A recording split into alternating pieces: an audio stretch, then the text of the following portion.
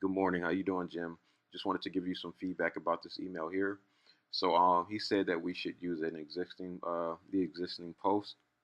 Now, that's fine in terms of the social proof, but we would have to use that post as it is. We couldn't alter the ad copy, and that's what I wanted. I had wanted to speak to the audience and give them a direct call to action on exactly what we wanted them to do. So that's why I went with this method. Um, Speaking about somebody in third person, which I would now, it, feedback and critique is great, but I just like to see reasons as to why. Um, this to me seemed like this is a personal preference.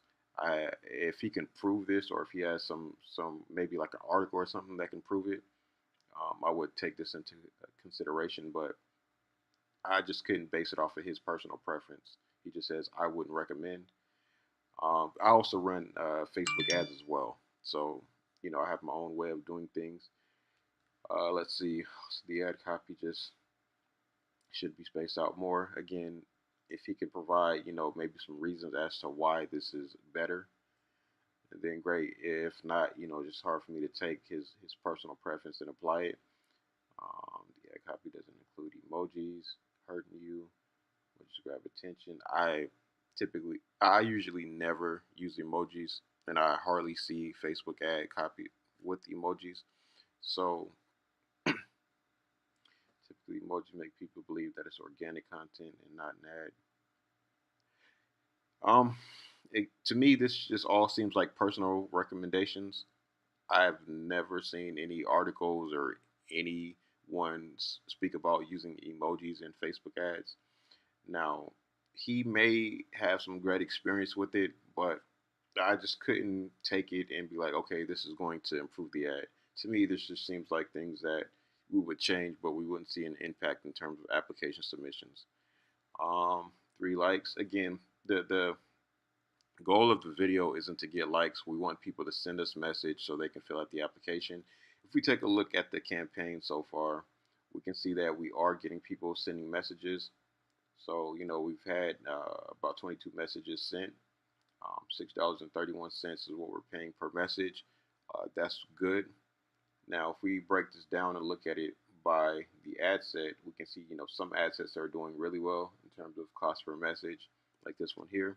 So the goal is going to, as we get more data and we see what's working, we're going to, begin to optimize. We're going to, okay, see that this one is bringing in the lowest cost per message. We can break this down. We can look at it by maybe gender.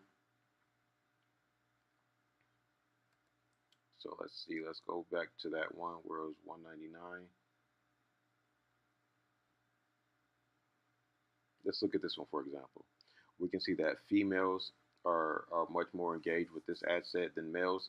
So, I would further break this out by male and female and see if we can allocate the budget and have it spend more efficiently.